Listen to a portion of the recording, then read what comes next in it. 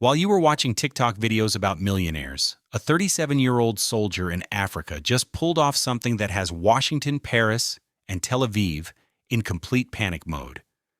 His name is Ibrahim Traoré, and in just 2 years, he's done what no African leader has dared to do in decades. He kicked out French troops who had been stationed in his country for over a decade, nationalized foreign-owned gold mines worth billions of dollars, built military alliances with Russia and China that completely bypass Western control, and turned his landlocked country into the epicenter of a revolution that's spreading across an entire continent. But here's what the Western media won't tell you. The methods he's using aren't just working in Burkina Faso. They're being studied, copied, and implemented by military leaders across West Africa. And the global powers that have controlled Africa for centuries are absolutely terrified because they know what this really means. This isn't just about one country rejecting Western influence. This is about an entire generation of Africans watching one man prove that their countries don't need to stay poor, don't need to accept exploitation, and definitely don't need permission to control their own resources. This is the story of how Ibrahim Traoré is dismantling an empire that took centuries to build, and why his success might change the global balance of power forever. You probably never heard of Ibrahim Traoré before this video. That's exactly how Western media wants it. They'd rather you focus on celebrity scandals than learn about the man who's systematically dismantling their control over an entire continent. At 37, he's the world's youngest head of state. But don't let his age fool you. This man has military training from the prestigious Military Academy of Po, a geology background that gives him deep understanding of his country's mineral wealth, and something most African leaders completely lack: the absolute willingness to say no to Western powers, regardless of the consequences. September 30th, 2022. That's the day everything changed. Traoré led a military coup that overthrew Lieutenant Colonel Paul-Henri Damiba, who had himself overthrown the previous civilian government just 8 months earlier. But this wasn't just another African coup cycle that Western media loves to dismiss. This was the beginning of something much bigger. Something that would fundamentally challenge how global powers extract wealth from Africa. Within months of taking power, Traoré made moves that sent shockwaves through diplomatic circles in Washington, Paris, and London. He didn't just change government policies or replace ministers like most new leaders do. He completely flipped the script on how African countries interact with the world. And here's what makes this story even more incredible. While Western media portrayed him as just another military dictator, his approval ratings were going through the roof.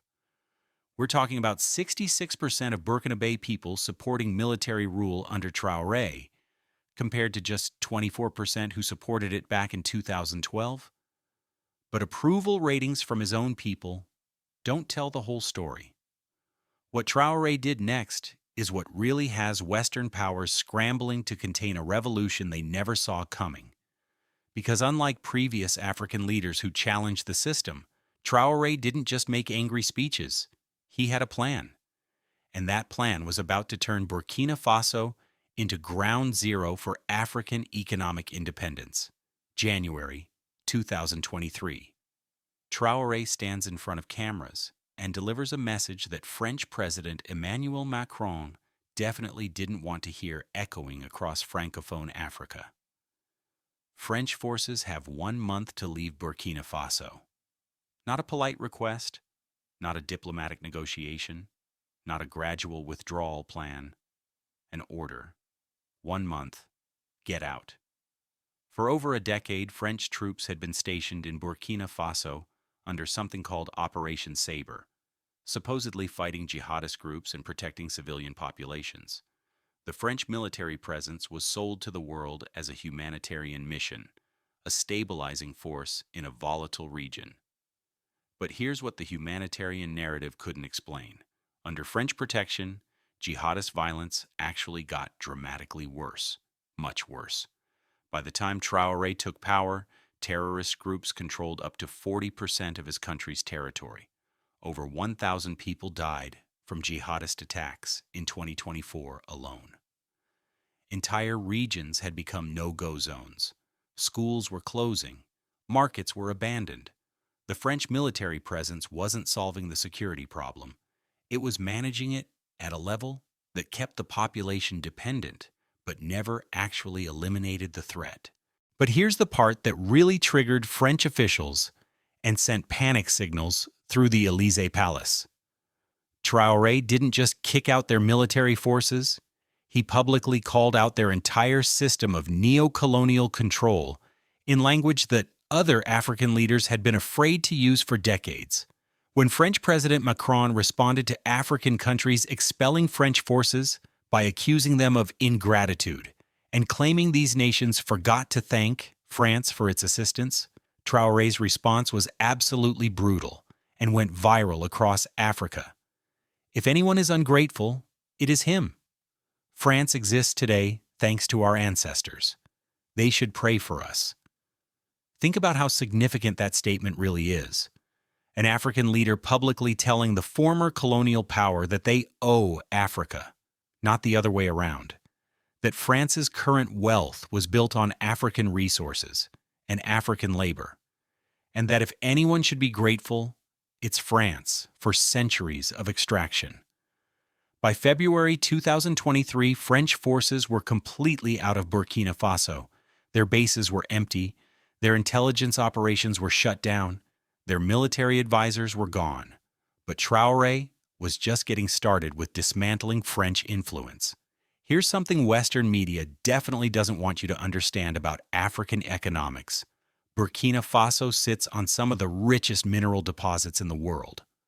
We're talking about the fourth largest gold producer in Africa, with billions of dollars in proven gold reserves underground. But here's the insane part that most people never think about.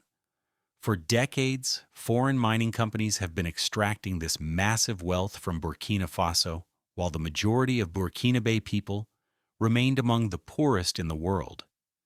Think about that contradiction. A country sitting on billions in gold, but ranking 185th out of 193 countries on the Human Development Index. How does that happen? Simple. Colonial-era extraction economics that never actually ended. Foreign companies would come in, extract raw gold from Burkina Faso, ship it overseas to be refined and processed in European facilities, then sell the finished products on global markets for massive profits. Burkina Faso got a tiny percentage as royalties, while the real value-added processing happened somewhere else. But November 2023 changed everything. Traoré announces construction of Burkina Faso's first state-owned gold refinery. Instead of shipping raw gold overseas to be refined by foreign companies who keep most of the profits, Burkina Faso would process its own gold domestically and capture the full value chain. February 2024. He goes even further and makes a move that sent shockwaves through international mining corporations. Traoré suspends export permits for small-scale private gold production. Why? Because his government's investigation revealed that massive amounts of gold were being smuggled out of the country without proper documentation, taxes, or regulations. Billions in wealth was disappearing into unofficial channels. April 2025. The final move that has Western mining executives calling emergency board meetings. Traoré's government announces plans to systematically nationalize foreign-owned industrial mines across the country. They're literally taking back control of their own underground resources. Think about what this economic model means for other African countries. For decades, the global system has been built on African countries staying as raw material exporters. Dig up the resources, ship them out, let other countries do the profitable processing, then buy back finished products at marked-up prices. Traoré is showing other African leaders that there's another way. Control your own resources. Process them yourself. Capture the value domestically. Build your own wealth instead of building someone else's. But the economic revolution was only part of his strategy. The military transformation he was planning would completely reshape regional power dynamics. While Western countries were busy lecturing Traoré about democracy, he was busy building relationships with countries that didn't lecture him at all. Russia became Burkina Faso's new military partner. Not just weapons deals. We're talking about training, intelligence sharing, and strategic cooperation. China stepped in with infrastructure investment and technology partnerships. Unlike Western aid that comes with endless conditions, Chinese investment came with respect for sovereignty. Even Iran got involved. September 2024, Burkina Faso signed a memorandum with Iran's Atomic Energy Organization for nuclear research cooperation. But here's the masterstroke that has Western strategists panicking. September 2023, Traoré joined with military leaders from Mali and Niger to form something called the Alliance of Sahel States. By July 2024, this alliance became a full confederation. 3 countries with a combined population of over 70 million people, all committed to the same principle: African sovereignty first, Western approval last. And this alliance isn't just symbolic. They're coordinating military operations, sharing intelligence, and building economic partnerships that completely bypass traditional Western-controlled institutions. You want to know how seriously Western powers are taking Traoré? Look at how they're responding. April 2025. The U.S. Africa Command commander tells the Senate that Traoré is using nationalized gold reserves to protect his junta. Not to develop his country, to protect his junta. Meanwhile, Human Rights Watch publishes reports about Burkina Faso's crackdown on dissent. The same Human Rights Watch that stayed quiet while French companies extracted billions from African resources. But the real response isn't coming through media criticism. It's coming through destabilization attempts. According to Burkina Faso's security minister, they foiled multiple coup attempts since Traoré took power, not just internal plots. Assassination attempts allegedly backed by Western intelligence agencies and coordinated from neighboring countries. April 2022, Traoré's government announced they prevented a major plot to assassinate him, with plotters allegedly based in Ivory Coast, a country where French influence remains strong. But here's what Western strategists completely miscalculated. Every attempt to destabilize Traoré has only made him more popular with his people and more influential across Africa. Remember when I said Traoré's revolution was spreading? Here's the proof. Chad, Senegal, Niger, Mali, and Ivory Coast have all expelled or reduced French military presence. We're talking about the collapse of French influence across an entire region. Countries across Africa are reviewing their relationships with former colonial powers. Not just military relationships, economic partnerships, mining contracts, and development deals that have kept African wealth flowing to European banks. The CFA franc, a currency that ties 14 African countries to the French economy, is under attack. Traoré has called it a system that maintains Africa in slavery and announced plans for a new regional currency. But the most important change isn't happening in government buildings. It's happening in the minds of young Africans. At Ghanaian President Mahama's inauguration in January 2025, guess which African leader got the loudest applause from the crowd? Ibrahim Traoré. Not established presidents who've been in power for decades. The 37-year-old soldier who dared to say no to Western control. Young Africans across the continent are studying Traoré's model. They're demanding that their governments adopt similar sovereignty-first policies. Now here's the part where I give you the unfiltered truth.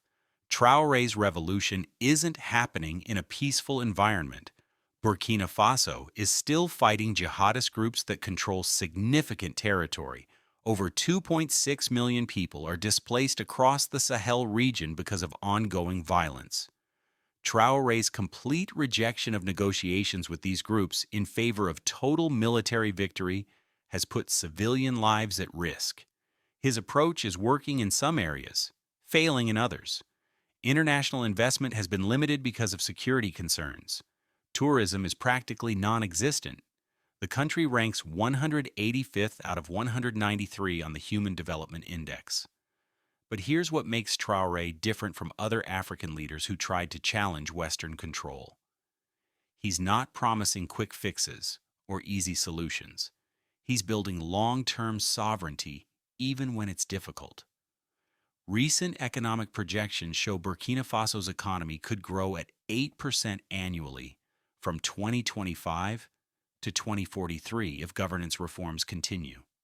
That would lift 2.4 million people out of poverty within 2 decades. The question isn't whether Traoré's approach has challenges. Every revolution does. The question is whether Africans are willing to accept temporary difficulties in exchange for permanent sovereignty. Here's why Traoré's revolution matters far beyond Africa. For 60 years, the global economic system has been built on a simple principle.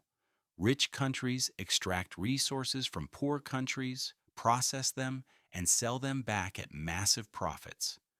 Traoré is proving that model doesn't have to continue. When African countries control their own resources, process their own materials, and build their own partnerships, they don't need to stay poor. But this threatens everything. French companies that have extracted African uranium for decades, American corporations that have relied on cheap African labor, European banks that have financed African debt. If Traoré's model spreads across Africa, we're looking at a fundamental shift in global economics. Not just African independence, but the end of resource extraction as the foundation of Western wealth. China and Russia understand this shift. That's why they're investing in African sovereignty instead of fighting it. Western powers are still trying to maintain control through the same old methods: military pressure, economic sanctions, and media manipulation. But they're fighting the last war. The new generation of African leaders isn't asking for permission anymore. So where does this go next? If Traoré survives the ongoing destabilization attempts, expect more African countries to adopt similar sovereignty-first policies. The alliance of Sahel states could expand. Resource nationalism could spread across the continent. If he doesn't survive, expect Western powers to use his downfall as a warning to other African leaders about the cost of challenging the system. But here's what I think Western strategists are missing. This revolution isn't dependent on one person anymore. Young Africans have seen what's possible. They've watched a 37-year-old soldier prove that their countries don't have to accept exploitation forever. Whether Ibrahim Traoré remains in power or not, the ideas he's representing aren't going away.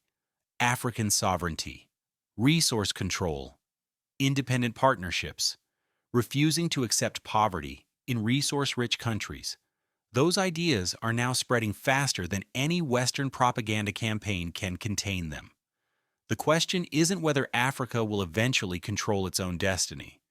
The question is how much the current global system will fight to prevent it. And right now, Ibrahim Traoré is showing the world exactly what that fight looks like. If you want to understand how the global balance of power is really shifting, subscribe and hit notifications. Because this story is far from over. And the next chapter is going to change everything.